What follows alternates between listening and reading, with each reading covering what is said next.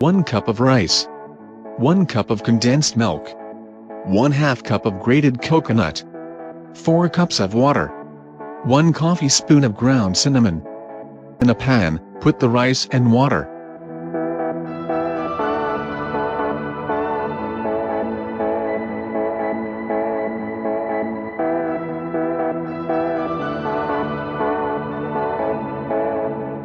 Cook over medium heat for 25 minutes or until water is almost dry.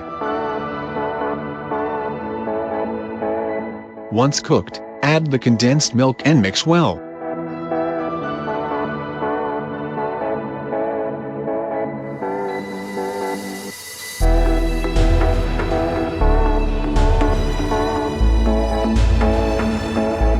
Add and mix the grated coconut.